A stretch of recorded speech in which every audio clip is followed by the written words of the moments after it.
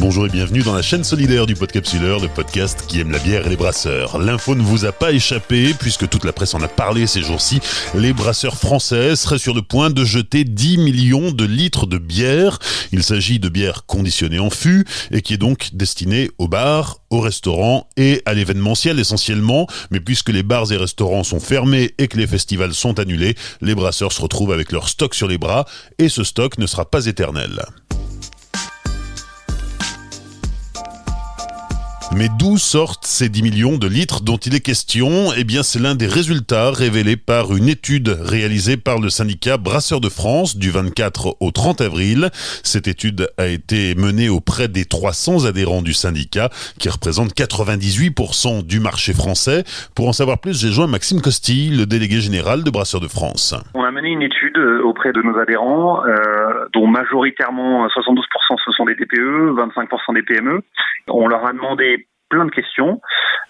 Parmi celles-ci, il y avait en effet la prévision au 15 juin de quel volume de bière ils estimaient devoir détruire, entre guillemets, puisque pour l'instant, on n'en est pas à savoir si on va la jeter ou la détruire.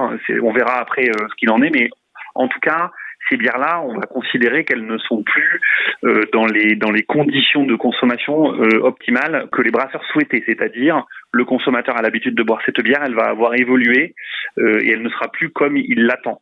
Donc ces bières-là, aujourd'hui, on estime à peu près au 15 juin qu'on en aura autour de 10 millions de litres. Donc c'est quand même un chiffre qui est très important. Elle n'aura pas le même goût, mais ça ne veut pas dire qu'elle est mauvaise. Ça ne veut pas dire qu'elle est mauvaise, ça veut juste dire que le brasseur décide en son âme et conscience que sa bière ne correspond plus à ce qu'il a souhaité faire comme produit, elle va avoir un problème, elle peut avoir des problèmes de pétillance, elle pourra avoir des problèmes d'arôme, le houblon, par exemple, si ce sont des bières très houblonnées, elles peuvent avoir perdu beaucoup d'aromatisation ou d'amérisation. Donc c'est une difficulté par rapport à l'attendu qu'aura le consommateur. Ensuite, l'enjeu, c'est pas de jeter ces bières à l'égout, c'est de trouver. On est en train de travailler, et c'est tout l'enjeu aussi de cette enquête et des demandes qu'on a faites au gouvernement, c'est de trouver un moyen pour que les brasseurs qui ne pourront pas vendre ces bières en réalité ou marginalement, si on arrive et si la situation actuelle perdure jusqu'au 15 juin, c'est-à-dire sans café, hôtel, restaurant ouvert. L'idée, c'est de trouver une solution, c'est de trouver un moyen. Est-ce qu'on va faire de la distillation ? Est-ce qu'on va faire d'autres choses avec ces bières ? C'est un vrai enjeu et c'est un vrai point. Après, on a posé d'autres questions aux brasseurs sur leur situation économique, sur l'état de la trésorerie, sur la production. Et là aussi, les chiffres sont assez impressionnants puisque on a 25% des brasseries qui sont toujours à l'arrêt, donc c'est énorme.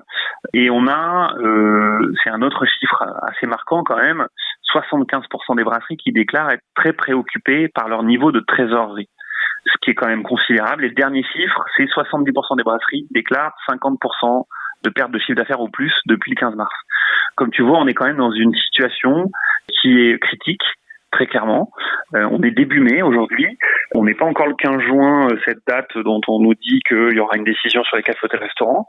C'est vraiment aujourd'hui un point d'enjeu très fort qu'on porte auprès du gouvernement pour défendre la brasserie, pour porter les mesures d'aide et d'accompagnement, et puis aussi continuer cette solidarité si importante et si vitale entre les brasseurs pour que le maximum d'entreprises puisse survivre à cette crise. Alors l'urgence, là, c'est de trouver une solution pour ces 10 millions de litres de bière qui sont en péril.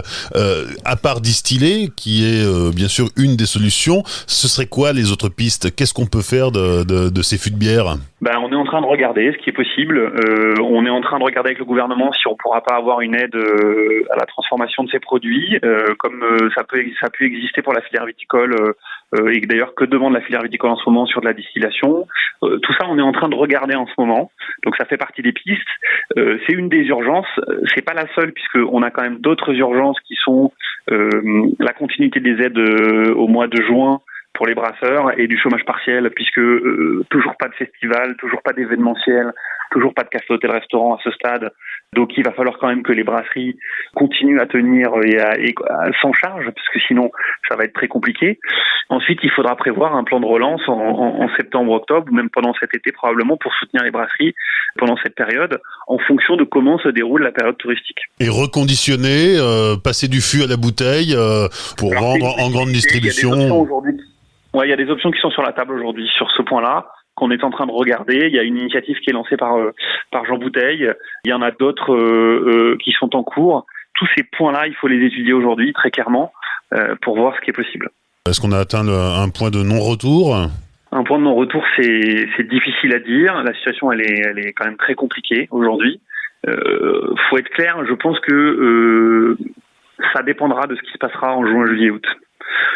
Si on arrive à sauver ces mois estivaux, où on arrive à relancer de la consommation, où on arrive à avoir une saison touristique, on peut avoir de l'espoir. Après, clairement, si on fait une année blanche, c'est-à-dire si rien ne se passe jusqu'en septembre, ce sera clairement une catastrophe pour le secteur brassicole et d'autres secteurs économiques, j'imagine.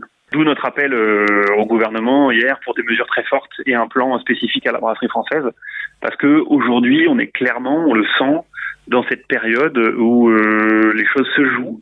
C'est-à-dire qu'on a eu des aides très fortes qui ont permis pour beaucoup de brasseries d'avoir de l'air en attendant. Maintenant, on va probablement sortir de ce confinement dans quelques jours. Il faut qu'on ait des perspectives pour nos entreprises et il faut que les brasseurs aient une vision de ce qui est possible dans les prochaines semaines. Clairement, c'est vital pour notre secteur.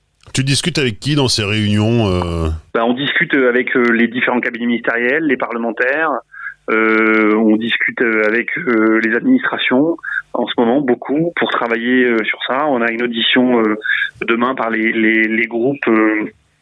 Tous les groupes politiques sur les sujets gastronomie. Lundi, c'était sur les sujets tourisme.